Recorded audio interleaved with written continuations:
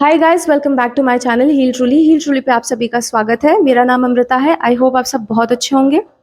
दोस्तों, अगर आप मेरे चैनल पे नए हो तो आप जल्दी से इस चैनल को सब्सक्राइब कर लो ताकि आपको इस तरीके के वीडियोस और देखने को मिले। दोस्तों, आज हम बात करेंगे कि मिडिल क्लास फैमिली की असली साइकोलॉजिकल जो बैटल है उसके बारे में, कि भाई घर चलाना इतना मुश्किल क्यों हो रहा है आज के समय में। ठीक है, अगर मैं आपसे पूछूं, आपसे जो भी मुझे देख रहे हैं, कि अच्छा एक सोच के बताइए कि आपने गिल्ट फ्री, बिना गिल्ट के कब लास्ट टाइम कुछ खरीदा था। ठीक है, या फिर और ले लो, सिंपली कि किसी अच्छे रेस्टोरेंट में खाया था। ठीक है, अगर आप अपने आप को एज अ मिडिल क्लास देख समझते हो, ठीक है, तो आप ये का जवाब सोचो। ठीक है, कुछ लोग होंगे जो तुरंत जवाब दे देंगे कि हाँ उनके पास होगा। कुछ लोग होंगे जो थोड़ा सा पॉज लेंगे, और कुछ लोग होंगे जो जिनको याद आएगा कि यार ये तो हर परचेज पे मेरे को एक बहुत ही ऑकवर्ड सी फीलिंग आती है, बहुत ही एक ऑकवर्ड सी, मैं कुछ भी खरीदता हूँ मुझे या खरीदती हूँ मुझे बहुत ही ऑकवर्ड सी गिल्ट फील होती है। और वो कुछ नहीं है दोस्तों, वो एक फाइनेंशियल एंजाइटी होती है। आज मैं इसी के बारे में, जो एक मिडिल क्लास पर्सन जो फेस करता है, आज मैं इसके बारे में बात करूंगी। ठीक है, रिसेंटली दोस्तों हम कुछ दो तीन फ्रेंड्स थे, तीन फ्रेंड्स थे, तो हम शॉपिंग पे ऐसे ही कुछ खरीदने के लिए गए थे। तो वहाँ से मैं एक अपने फ्रेंड के यहाँ हम गए, तो वहाँ पे एसी, बहुत ज़्यादा गर्मी तो थी। तो जब उसके घर गए ना तो उसने एसी नहीं चलाई। ठीक है, तो मेरी एक फ्रेंड ने पूछा, कि बोला कि भाई एसी चला दे, तो उसने पता है बहुत स्माइल करते हुए बोला कि यार बिल बहुत आता है। ठीक है ना, तो पंखे से ही काम चलाना पड़ेगा। पता है क्या है बात, उस समय जो उसकी स्माइल थी ना, उसकी स्माइल बिल्कुल वैसी थी जो मतलब इंसान ना अंदर से टूट रहा होता है लेकिन किसी को बताना नहीं चाहता कि वो टूट रहा है। ठीक है, और ये कोई भी हो सकता है, ये जो सिचुएशन मैंने ली है ये आप भी हो सकते हो, कोई भी हो सकता है। हम सबके लाइफ में है। आप हो सकते हो, मैं हो सकती हूँ, कोई भी हो सकता है। ठीक है, तो हाँ, तो अब बात करते हैं रियल प्रॉब्लम के बारे में। ये तो मैंने आपके साथ एक किस्सा शेयर किया। ठीक है, अब हम बात करते हैं रियल प्रॉब्लम के बारे में। तो देखो दोस्तों, पिछले कुछ सालों में अगर देखा जाए तो चीज़ों के प्राइसेस डबल हो गए। अब चाहे वो रेंट हो, चाहे वो आपका राशन हो, चाहे वो मेडिकेशन हो, इलाज हो, कुछ भी हो। ठीक है, स्कूल फीस हो, वेरी इंपॉर्टेंट, कैसे भूल सकते हैं। ठीक है, सब बढ़ गया है। बट क्या सैलरी बढ़ी है? क्या सैलरी डबल हुई है? सब तो दुगना हो रहा है, क्या सैलरी डबल हुई है? और यहीं से वो कॉन्सेप्ट चालू होता है जो बहुत ही एक डेंजरस साइकिल है, जिसके अभी मैं आपको जो भी जिस पे हम बात करेंगे, ये जो साइकिल है कि आप क्या करते हो, हम सब क्या कर रहे हैं, जो मिडिल क्लास फैमिली है वो क्या कर रही है, ओवर टाइम करते हैं, वीकेंड सेक्रीफाइस करते हैं अपना, एक्स्ट्रा काम करते हैं, एक्स्ट्रा प्रोजेक्ट उठाते हैं। क्यों? ताकि हमको एक्स्ट्रा इनकम मिले, हमारी इनकम बढ़ जाए। सिंपल सी बात है। ठीक है, अब जब इनकम जब तक बढ़ती है तब तक प्राइसेस और पहले से डबल हो जाते हैं, और ये एक रेस की तरीके से चलते रहती है जो कभी भी खत्म नहीं होती, और हम इसका हिस्सा बने रहते हैं।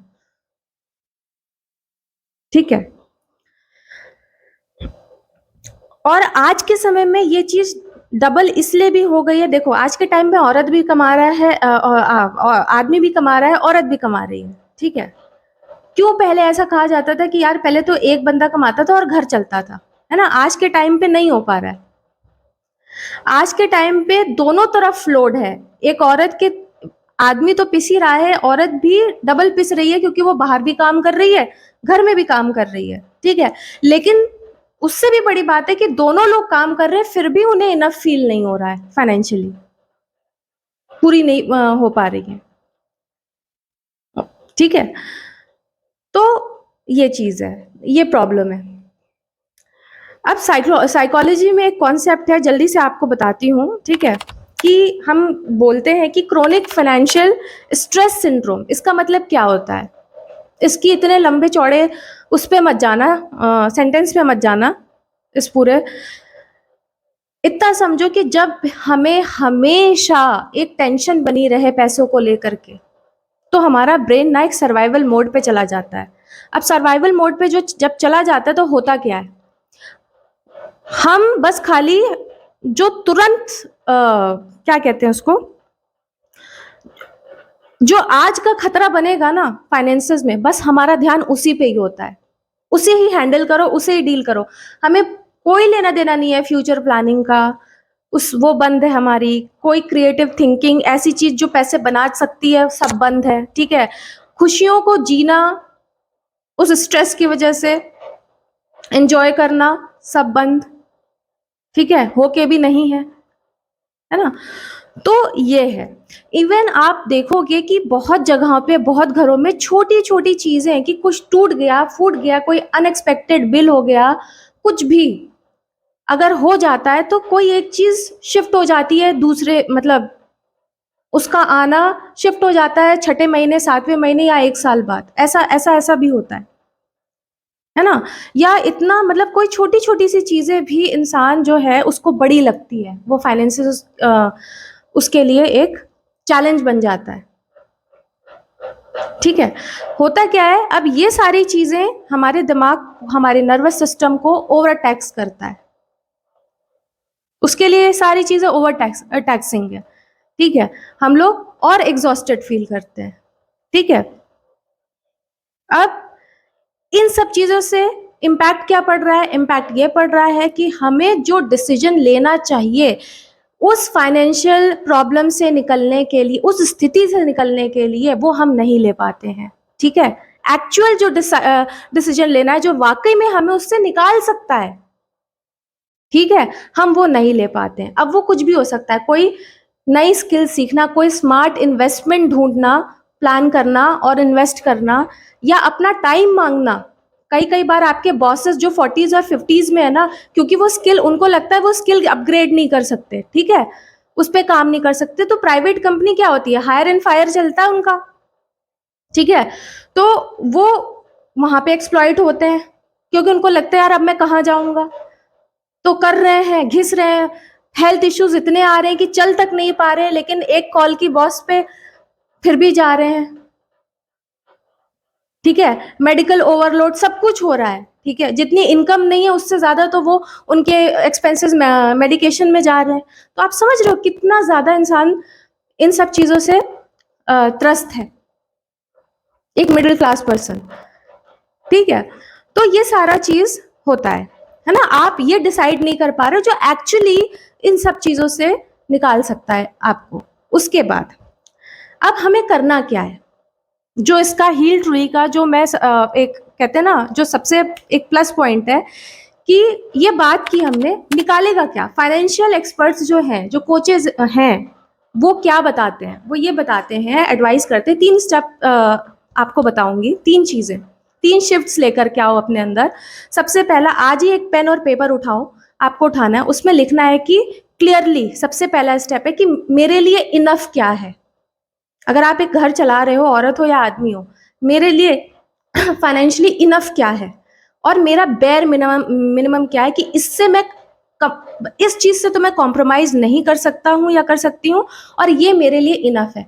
इनफ वाला क्यों पार्ट बोला मैंने, क्योंकि देखो, आए दिन हम लोगों से मिल रहे हैं, कलीग्स हो गया, घर हो गया, बाहर हो गया, सोशल मीडिया हो गया, जिसको खोलो सब फ्लॉन्ट कर रहे हैं, हम तुरंत कंपेयर करने लगते हैं, और हम क्या करते हैं, अपने आप को कम छोटा समझने लगते हैं, और तुरंत अगर हमारे पास कुछ भी होता है ना, छोटा सा भी अमाउंट सेविंग, हम उसको ऐसे खर्च कर देते हैं।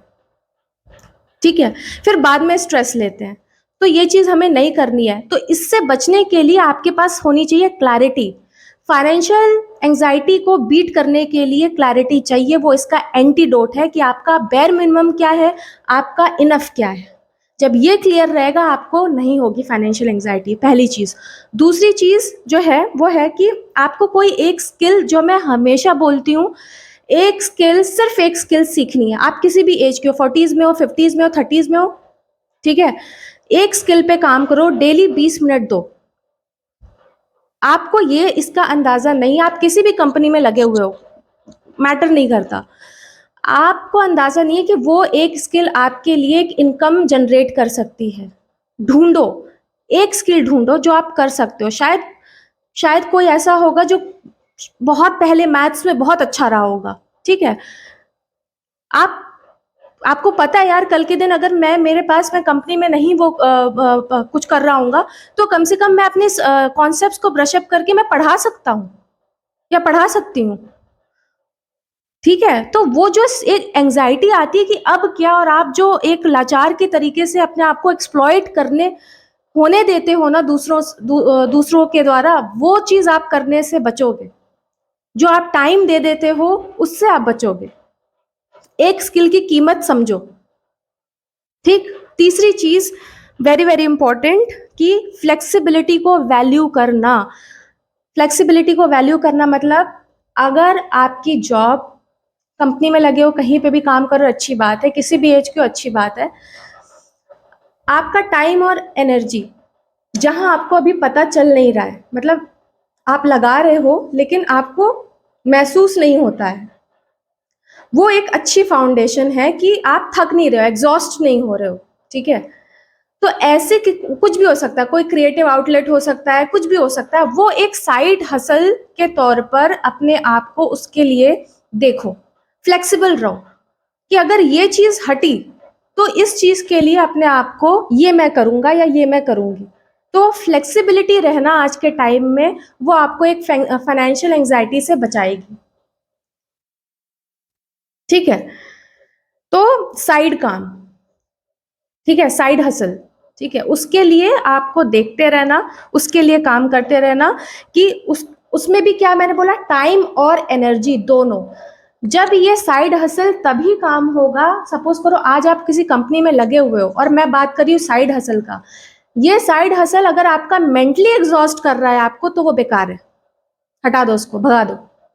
वो नहीं कह रही मैंने बोला टाइम और एनर्जी जो लगे अभी आपको, उसकी फाउंडेशन ही मैंने यही बताई है कि वो आपको मेंटली एग्जॉस्ट नहीं कर रहा है, ठीक है। वो कंसिस्टेंसी मांगेगा आपसे लेकिन आपको एग्जॉस्ट नहीं करेगा, ठीक है, मेंटली। तो इस पे ध्यान दो, तो फ्लेक्सिबिलिटी को वैल्यू करो। ये सारे मेरे पॉइंट्स थे, इस पे प्लीज इन तीनों को अच्छे से सुनो। और जो भी लोग घर अपना चला रहे हैं मिडिल क्लास फैमिली से, और आप, ऐसा कोई भी नहीं होगा जो ये सारी चीजें फेस नहीं करता है, ठीक है, सबने किया है ना। बट आप लोग सिर्फ किसी प्रोवाइडर नहीं हो, आप लोग फैमिली के एक इमोशनल एंकर भी होते हो। तो आप लोगों को भी, मेल हो फीमेल हो, आप सब लोगों को टाइम टू टाइम रेस्ट की ज़रूरत होती है, ठीक है। तो कमेंट में भी लिखना कि आप इनमें से क्या करोगे, ठीक है। और दूसरी चीज़ कि भाई आप भी अब रेस्ट लेना शुरू करोगे, इसको कंसिडर करोगे, ठीक है। आप, क्योंकि आप इम्पॉर्टेंट हो, पहली चीज़, ओके। तो तब तक हम नेक्स्ट वीडियो में मैं आपसे मिलूंगी, and till then take care, bye bye.